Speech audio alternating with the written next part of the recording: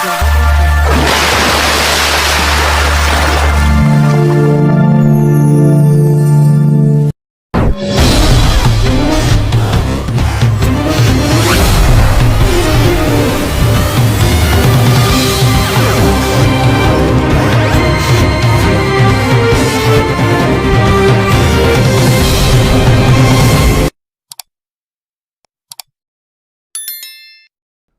wa bihamdi. Assalamualaikum warahmatullahi wabarakatuh.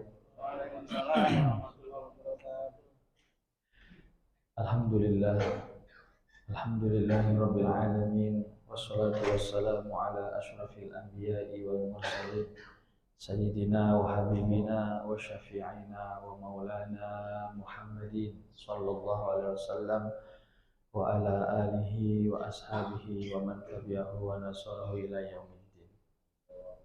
Amma ba'du, faqad qala Allah ta'ala fi kitabihil karim, a'udzu billahi minasyaitonir rajim, bismillahirrahmanirrahim. Qad aflaha man zakkaha wa qad khaba man dassaha. Shadaqallahul azim.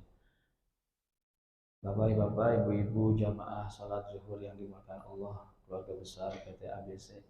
Puji syukur kita panjatkan kepada Allah Subhanahu wa Ta'ala. Kesempatan siang hari ini kita berada pada saat yang sangat baik. Kita duduk simpuh di depan Pencipta kita, di depan Sang Maha Pengatur, Sang Pemberi kasih sayang, di depan Allah Subhanahu wa Ta'ala. Baru saja kita melaksanakan sholat zuhur berjamaah. Kita berdoa berharap semoga ibadah kita diterima oleh Allah Subhanahu wa Ta'ala. Amin ya rabbal alamin. Sholawat dan salam juga tidak lupa kita sampaikan kehadiran yang mulia baginda Nabi Muhammad sallallahu alaihi wasallam. Bapak Ibu jamaah yang dimuliakan Allah, sekiranya kita mengakui dengan hati yang paling dalam, maka sesungguhnya inilah pekerjaan utama kita di dunia. Allah Subhanahu wa Ta'ala memerintahkan kita untuk menyembahnya, memujinya, meminta ampun kepadanya. Wa ma khalaqtul jinna wal insa illa liya'budun. Tidaklah aku jadikan jin dan manusia kecuali untuk menyembah kepadaku. Bapak Ibu yang dimuliakan Allah, sederhana ayatnya, setiap orang langsung paham tujuan kita diciptakan, kita menyembah kepada Allah. Namun entah karena pemikiran kita yang terlalu luas atau pengetahuan kita yang terlalu banyak, sehingga kadang-kadang kita sering memaksa ya bahwa banyak pekerjaan-pekerjaan kita yang kita ingin paksakan, meskipun itu pekerjaan pribadi, tapi pengen menjadi persembahan kepada Allah. Salah satunya, Ustadz, kalau kita bekerja juga kan ibadah. Ada nggak bahasa begitu? Ya kan? Kita bekerja ibadah. Jelas. Kita tidak menafikan bahwa dalam kita bekerja itu ada nilai ibadah, betul. Tetapi ketahuilah dalam bekerja, kepentingan kita dengan kepentingan Allah, mana yang lebih besar? Tentu kepentingan kita. Dengan bekerja, kita ingin memiliki rezeki umpamanya. Dengan bekerja, kita ingin menutupi segala urusan-urusan kita. Sehingga kalau kita nggak bekerja, ditanya orang, kok nggak kerja bisa punya mobil? Kayaknya ada tanggung jawab moral. Enggak apa-apa kita bekerja buat ibadah. Tapi kalau salat buat ibadah bukan. Buat ibadah. Mana sebenarnya yang lebih serius ibadahnya? Dalam bekerja apa dalam salat? Dalam salat. Salat ini ibadah mahdoh namanya. Ibadah mahdoh itu ibadah murni. Emang salat kita buat Allah. Udah nggak ada kepentingan. Kalau bicara rezeki kita para jemaah sekalian, Allah udah memberikan berita bahwa wa ma min dabbatin fil ardi illa 'alallahi rizquha. Pokoknya enggak ada makhluk melata satupun di muka bumi kecuali rezekinya udah ada. Ya. Jadi kalau ditanya kenapa kita begitu sulit dalam hidup, karena ibadah kita enggak maksimal. Kalau dalam kehidupan bekerja kita ingin ada ibadah, betul, tidak salah, harus ada ibadahnya dalam bekerja. Tetapi kalau bicara ibadah mahdoh, ini betul-betul kita sempurnakan maunya Allah. Makanya Masya Allah, rasanya salat hari ini Saya sangat bersyukur. Kenapa? Karena azan belum berkumandang, jamaahnya udah apa? Udah banyak.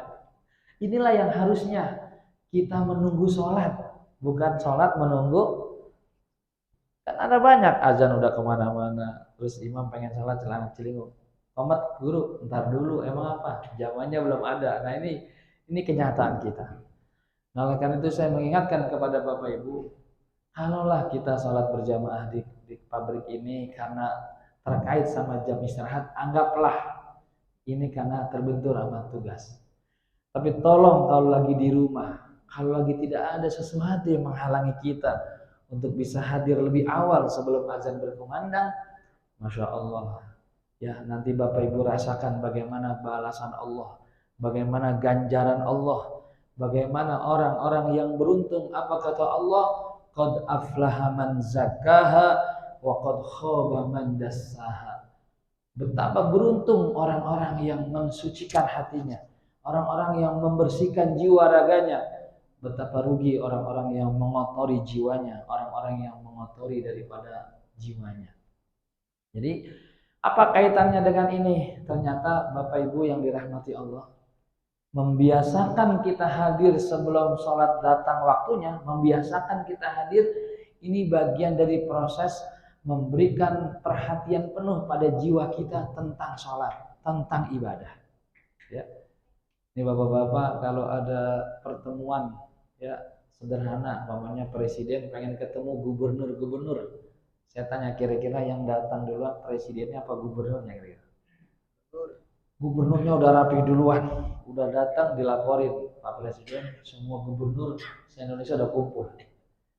Maka kita begitu. Pada kali ini kita ingin mensyukuri bahwa bagaimana Bapak Ibu yang dimuliakan Allah Subhanahu wa taala, jangan sampai merasakan bahwa rezeki kita itu terkunci hanya karena pekerjaan. Ya, jangan sampai kita membatasi kekuasaan Allah dengan berkata, ya Ustadz, orang kerjanya cuma di sini, mana bisa buat punya ini, buat punya itu, mana bisa buat umroh, buat haji, sedangkan gaji saya saja sebulan hanya cukup buat kebutuhan rumah tangga dan anak sekolah. Suka Bapak Ibu pernah berpikir begitu? Pernah atau sampai sekarang? Ketika Bapak Ibu mengatakan mana ada duitnya, mana ada rezekinya, Bapak Ibu tanpa sadar membatasi kekuasaan Allah. Apa yang sulit bagi Allah memberikan kekayaan kepada kita semua? Ini yang kadang-kadang kita nggak kenal Allah. Allah yang maha besar, Allah yang maha kuasa pernah mengatakan dalam hadis qudsinya, seandainya seluruh kalian manusia berkumpul, dari manusia pertama sampai manusia terakhir berkumpul, berdoa kepadaku dan setiap kalian meminta daripada kekayaan sebesar sebanyak antara langit dan bumi, dan seluruh manusia dari yang pertama sampai terakhir, kuberikan kekayaan itu semuanya, bukan satu dua, semua manusia dibikin kaya, yang kekayaannya di antara terisi langit dan bumi. Maka ketahuilah, pemberianku kepada kalian semua tidak pernah mengurangi kekayaanku, kekuasaanku sedikit pun. Tidak ubahnya seperti sebuah jarum dicelup ke air laut. Bapak Ibu, kalau jarum dicelup ke air laut, kira-kira jarumnya basah nggak? Halo? Nggak kelihatan. Ah? Nggak kelihatan. Nggak suruh lihat, suruh kira-kira. Saya nggak suruh ngelihat. Kira-kira kalau jarumnya dicelupin ke air laut, basah nggak jarumnya? Kira-kira lautnya berkurang nggak? Ya Allah, jangan kata jarum Pak. Seember lagi air laut kita ambil. Seember kita ambil. Atau kita sedot pakai mesin jet pump. Seharian lagi kita sedot. Air laut berkurang nggak? Kata Allah, kalau seluruh manusia nih dari pertama terakhir dikasih kekayaan sebanyak langit bumi, kan banyak banget kita. Kita kekayaan baru punya rumah 2 aja udah repot banget. Ini punya kekayaan selangit bumi kata Allah. Ya, maka tidak mengurangi kerajaanku seperti jarum yang dicelup ke air. Artinya apa? Bagi Allah sangat mudah untuk memberikan kita kaya, sangat mudah. Kalau cuma pengen punya mobil, pengen haji, pengen umroh, belum ada seberapanya. Ini bicara Allah nih, bicara kita punya orang terkaya jadi kampung kita. Yang punya ini, yang punya itu, waduh duitnya kayaknya nggak berseri. Kita udah terkagum-kagum sama dia. Persoalannya adalah kenapa kita membatasi kekuasaan Allah pada diri kita? Kenapa kita membatasi keagungan Allah pada diri kita? Kenapa? Karena tadi hati kita masih kotor. Ketika hati kita sudah mulai bersih, Bapak Ibu yang dirahmati Allah, maka prasangka orang yang hatinya bersih tidak pernah buruk. Ya, kita hatinya bersih nih, bagus nih ya. Tiba-tiba lagi jalan, terus disalip sama motor, kita marah awalnya, tapi langsung bilang, mungkin dia buru-buru kali, emaknya sakit. Kan aman tuh. Tapi kalau kita lagi pusing, ya kan istri bilang beras habis, terus token bunyi mulu tuh, tit, kan pusing tuh. Terus tiba-tiba dikepot sama motor, waktu mampus tuh orang. Begitu mungkin kita marah, karena jiwa kita lagi gundah. Nah maka mana obat hati? Nggak ada lain. Ibadah, sholat yang benar sama Allah, ngaji udah itu. Dan ini yang bapak-bapak harus maksimalkan. Sebagaimana bapak ibu bekerja yang kita katakan ada ibadahnya, ya saya juga sepakat. Bahwa di dalam bekerja harus kita barengi ibadah kepada Allah. Tapi ada pekerjaan yang emang udah bener-bener ibadah dari sononya. Yaitu diantaranya adalah melaksanakan ibadah sholat. Jadi kan ibadah ada dua Pak. Ada ibadah mahdoh. Emang bentuknya dari sono begitu. Nggak boleh direkayasa. Sholat, puasa. Itu udah begitu. Udah mahdoh modelnya begitu. Tapi kalau gairu mahdoh bisa jadi dia pekerjaan biasa. Tapi karena kebaikan niat kita dia jadi ibadah. Seperti kita memberi minum anjing. Kan anjing makhluk najis. Kita minum tapi niat menolong hamba Allah. Itu jadi ibadah. Itu namanya pekerjaan yang diisi dengan nilai ibadah. Ya, kita wajib punya mobil enggak. Tapi Ustadz saya punya mobil pengen sebulan 2 kali ngaji, ngajak istri. Nah itu namanya memiliki mobil berjadi ibadah. Karena kita isi dengan nilai ibadah. Tapi ingat dalam pekerjaan itu dominasi keperluan kita masih banyak. Tapi kalau udah sholat begini nih, ini udah murni emang Allah yang minta. Nah makanya ketika Bapak Ibu sudah mulai memahami akan pentingnya sholat, maka tidak ada cara yang paling baik untuk menerpa hati kita, menempa jiwa kita, daripada coba pelan-pelan kita membiasakan sholat awal waktu. Insya Allah. Ya kalau Johor Asar emang bukan barometer, karena saya kira Johor Asar kita di sini. Tapi kalau maghrib kira-kira. Bapak, Ibu, kalau maghrib kira-kira begitu kita sampai rumah, terus 5 menit setelah itu maghrib, ya biasanya mana kuat sholat maghrib atau istirahat dulu? Rasanya istirahat dulu. Pertanyaannya emang kalau sholat nggak sekalian istirahat nggak bisa? Padahal ketika kita istirahat pun kita duduk-duduk juga nggak ngapa-ngapain. Sholat pun sebenarnya nggak ngeluarin tenaga, enggak. Emang ada sholat gitu kayak ngangkat kerjaan enggak kan ya? Duduk sholat. Tahu nggak Bapak Ibu? Badan kita itu kalau kena air wudhu itu istirahat yang terbaik. Ya, kalau Bapak Ibu tahu sholat itu istirahat paling yang terbaik buat jiwa raga. Nah makanya kadang-kadang kita suka ketipu sama perasaan sendiri nih ya. Perasaan sendiri bilang, istirahat dulu dah, istirahat namanya baru pulang gitu ya. Ya nggak apa-apa sih, tapi kalau lama-lama kita renungin, sebenarnya ketika kita wudhu, terus kita sholat pun, sebenarnya nggak ada masalah, nggak kemudian ada yang kurang, nggak. Sekarang saya mau tanya, kalau baru banget 5 menit nih, 5 menit, Bapak Ibu baru nyampe rumah 5 menit, terus ditelepon sama teman kita, jarak rumah teman kita percis jarak rumah kita sama musola, percis jaraknya. Kata teman kita begini, udah pulang belum? Udah, nih sini nih, lagi pada kumpul-kumpul makan duren. Jawabnya istirahat dulu apa langsung? Nah, mulai kita main hati ini. Ini Bapak nih, coba kita belajar mengenal diri. Kita baru pulang nih, senderan, ya kan? 5 menit teman akrab kita telepon. Rumah dia dengan rumah kita jaraknya percis, rumah kita dengan musola jaraknya percis. Terus ada telepon masuk, ada azan bareng. Ya kalau tadi pertama ketika azan pasti kita bilang begini, hati kita nih. Duh, ntar aja capek banget. Emang bener bukannya direkayasa, capeknya bener. Bapak ini capeknya bener. Terus pengen istirahat, kata hati. Istirahat dulu, sholat nggak apa-apa ntar. Sama ketika begitu pada saat sama teman kita nelfon yang akrab, yang baik ya, yang baik tapi tidak sebaik Allah kepada kita. Tapi baik orangnya, sering nolong kita kalau jalan kemana-mana kondangan kita diajak bareng pakai kendaraannya begitu ya. Kalau kita butuh duit detik itu juga kita ngucap langsung dipinjam, pokoknya baik. Terus dia bilang main kemarin nih. Ada teman pada datang nih lagi makan durian. Saya yakin detik itu juga lelah kita hilang. Ya, lelah kita apa? Hilang. Lantas kita datang ke rumahnya.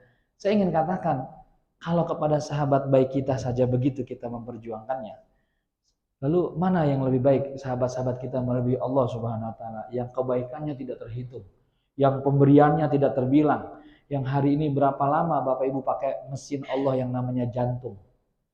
Nah, kira-kira kalau jantung ini mesin pompa ini kira-kira kita buatan manusia, kira-kira kalau mesin jet pump 3-4 hari hidup aja nggak mati-mati rusak kan kira-kira. Ya Bapak Ibu punya mesin pompa tuh ya, mesin air tuh, ya kan mau terus jangankan pakai 4-5 hari, mungkin 5 jam aja panas dia. Tapi bagaimana jantung kita hari ini ya, nggak pernah dia beristirahat, mengompa darah berputar seluruh tubuh, kemudian Allah mengatur daripada sel-sel, masya Allah, tabarakallah. Bapak Ibu jamaah yang dimulakan Allah Subhanahu Wa Taala, saya hanya ingin mengatakan, tetaplah kita bekerja dengan baik, laksanakan peran fungsi kita sebagai karyawan, tapi ingat ini adalah pekerjaan sesaat. Ini bukan satu-satunya jaminan kita meraih rezeki, bukan satu-satunya, tapi ini memang karunia Allah. Bersyukurlah Allah berikan kita pekerjaan di sini. Tapi belum selesai. Karena ada satu amalan yang sederhana yang apabila kita menjaga amalan tersebut ini akan berdampak pada semua kebaikan-kebaikan hidup kita. Kenapa? Karena ada namanya sholat. Apabila sholat kalian baik, baik semuanya. Apabila sholatnya rusak, rusak semuanya. Maka di luar kantor kita, di luar pabrik kita, di rumah kita, seandainya kita bisa berjumpa maghrib, isya dan subuh, maka setidaknya di antara 3 sholat ini jadikan sebagai sholat istimewa kita. Kita datang sebelum azan berkumandang, kemudian kita bisa sholat sunnah qobliyah, kemudian kita akhiri dengan ba'diyah. Kalau bisa saat semua orang sudah selesai, kita masih duduk simpuh ya untuk terus mengadu bermunajat kepada Allah Subhanahu wa taala. Amin ya rabbal alamin. Bapak Ibu, kembali ke ayat tadi ya, bahwa keberuntungan yang sangat besar adalah ketika seseorang bisa membersihkan jiwanya, membersihkan raganya. Qad aflaha man zakkaha wa qad khaba man dassaha. Betapa beruntung orang-orang yang membersihkan jiwanya. Makanya namanya tazkiyatun nufus. Para jamaah yang dimuliakan Allah, salah satu cara untuk membersihkan jiwa kita adalah pertama banyak-banyak membaca istighfar. Banyak-banyak membaca istighfar ya. Sering kita memahami bahwa istighfar itu adalah bacaan kalau habis berdosa. Ya kan? Umpamanya kita habis berdosa ya, atau kita melakukan minta maaf sama Allah. Betul. Betul ibu-ibu yang dirahmati Allah, istighfar ini adalah cara kita memohon ampun kepada Allah. Tapi ketahuilah lafaz tidak hanya ketika berdosa. Bukankah setiap Bapak Ibu selesai sholat kemudian baca apa? Istighfar, astagfirullahaladzim. Kan Bapak Ibu habis sholat tadi kan, bukan habis maksiat. Kenapa istighfar? Ternyata istighfar itu fungsinya bukan cuma untuk membersihkan dosa-dosa kita, tapi juga di antara pengaruh istighfar itu adalah untuk menajamkan hati kita. Rasulullah SAW apa sih Bu dosanya? Beliau dapat gelar maksum. Maksum itu orang yang terjaga, orang yang tidak pernah melakukan kemaksiatan atau dosa. Sekira-kira pun ada pengampunan, bayangkan Allah sudah nyiapin ampunan terlebih dahulu sebelum Nabi Muhammad itu melakukan dosa. Bayangkan ya. Berdosa lagi, belum dosanya dikerjakan, dia punya ampunannya udah disiapin sama Allah. Ini kan keren, ini luar biasa. Nah, Ibu yang dirahmati Allah, Bapak insya Allah itu Nabi kita. Tapi Nabi kita pernah bersabda, inni layughanu ala qalbi fa astaghfiruhal adzim mi'ata marrah kulli yawm. Sesungguhnya hatiku ingin bermesra-mesra, ingin bersedap-sedap, bersenang-senang sama Allah. Atau pada pengamalan lain, sesungguhnya hatiku pernah sekali waktu seperti ada yang kurang. Kayak gimana gitu hati kurang nyaman. Fa astaghfiruhal adzim mi'ata marrah kulli yawm. Maka aku membaca istighfar tidak kurang sehari semalam itu 100 kali. Masya Allah ya. Nabi yang dosanya udah nggak ada, yang surganya kuncinya beliau yang pegang begitu, yang kalau dia berdosa belum lagi dosanya dikerjain, dia udah disiapin ampunan, kan beda sama kita nih. Kalau kita makan dosa yang kemarin aja belum selesai kita minta ampun, sekarang udah bikin apa? Udah bikin dosa ya. Atau kadang-kadang dosanya direncanakan, punya besok kalau saya bisa, saya balas. Ada orang dendam itu kan berarti merencanakan apa? Merencanakan dosa yang udah dikerjain belum diampunin, yang sekarang bekerja bahkan direncanain, mau bikin dosa direncanain. Nauzubillah. Tapi Rasulullah SAW membaca istighfar. Maka para jamaah yang dimulakan Allah Subhanahu wa taala, sehabis salat sekiranya tidak ada kesibukan dan harus direncanakan, isilah dengan istighfar yang terbaik. Ya, boleh istighfar pribadi, astagfirullahaladzim min kulli dzambin azim wa atubu ilaih, atau astagfirullah yang umum, astagfirullahaladzim, astagfirullahaladzim, astagfirullahaladzim, itu umum yang paling pendek. Atau astagfirullahaladzim li wali walidayya wali jamil muslimin wal muslimat wal mu'minin wal mu'min. Ada beberapa masjid saya lihat istighfarnya ada yang pendek saja, astagfirullahaladzim, astagfirullahaladzim. Ada yang tadi astagfirullahaladzim li wali walidayya wali jamil huquqi anna, ada yang begitu. Silakan nanti Bapak Ibu yang mana yang terbiasa di lingkungannya, di masjidnya, di musolanya atau di rumah. Istighfar. Ya, istighfar ya, apa 33 dibagi waktu 5 berarti 33 kali 5. Atau nggak bisa Ustadz 5 waktu, saya bisanya subuh agak santai. Habis subuh Bapak Ibu jangan buru-buru bangun. Udah mana istighfar, ya istighfar, amalan istighfar. Pagi hari kita datang kepada Allah saat subuh, lalu hati kita rindu mohon ampunannya. Sekiranya malam itu kita nggak maksiat, setidaknya istighfar hari itu bisa membuat pintu-pintu rezeki kita terbuka. Amin. Jadi istighfar sederhana Bu, nggak ada yang istighfar itu nggak usah dipelajarin, maksudnya udah pada bisa. Astagfirullahaladzim. Kan kalau doa Ustadz apa tulisannya, kalimatnya aduh saya baca dulu, ribet itu ribet. Kalau istighfar semua bisa. Astagfirullahaladzim, atau dinadain Astaghfirullahaladzim, Astaghfirullahaladzim, Astaghfirullahaladzim, Astaghfirullahaladzim. Nanti kalau udah begitu Bapak Ibu hatinya akan hidup, hatinya akan ngomong, nunduk, hatinya ngomong, ya Allah terima kasih subuh ini kau bangunkan hamba, kau kumpulkan hamba bersolat bersama keluarga. Terus ini hati kita ini selama ini mati nih, belum komunikasi, belum. Jadi lisan kita, kenapa Pak Ustadz? Kenapa ya ada orang kalau doa enak aja mulutnya? Itu sebenarnya bukan mulut. Awalnya dia doa hati ya kayak para ulama kita ya. Dulu ada almarhum Arifinillah, masih ingat itu? Kalau dia udah berdoa itu kok kayaknya kalimatnya nggak habis-habis.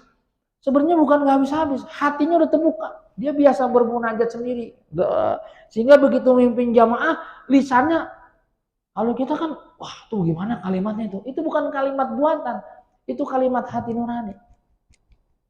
Nah kita latihan itu Pak, ya. Kalau lagi sendirian tuh renungin, ya Allah terima kasih ya sudah sekian tahun bekerja di ABC. Sahabat-sahabat tuh seminggu sekali belajar gitu melatih hati. Nanti pada saat Astaghfirullahaladzim, Astaghfirullahaladzim, pada saat lisan kita mengucapkan istighfar, hati kita sistemnya bekerja. Sistemnya bekerja. Sama kayak sekarang Bapak-bapak ada satu kipas angin itu isinya lampu. Begitu kipas angin yang muter, bukan lagi kipas angin yang kelihatan, tapi apa? Gambar, kayak ada apa? Kayak TV. Jadi sekarang sistem begitu, gabungan pencahayaan menjadi sebuah apa? Menjadi sebuah gambar. Sama ketika kita antara lisan sama hati ini udah menyatu, begitu kita Astaghfirullahaladzim, maka hati kita langsung ngebuka. Dia bilang, ya Allah dosaku hari ini, cita-cita gini. Kenapa bisa begitu? Karena kita lebih hebat. Teknologi yang Allah ciptakan pada tubuh kita lebih hebat. Sedangkan otak kita saja bisa menciptakan teknologi yang sekarang hebat. Apalagi badan kita ini. Nah makanya kalau di pengajian malam Sabtu tuh, ya habis sholat maghrib kita istighfarnya 100 kali. Yang 33-nya bernada. Astaghfirullahaladzim, ya Allah. Sampai teriakin gitu. Astaghfirullahaladzim, Astaghfirullahaladzim, Astaghfirullahaladzim, Astaghfirullahaladzim, ya Rahman. Saya teriak gitu, jamannya dibimbing.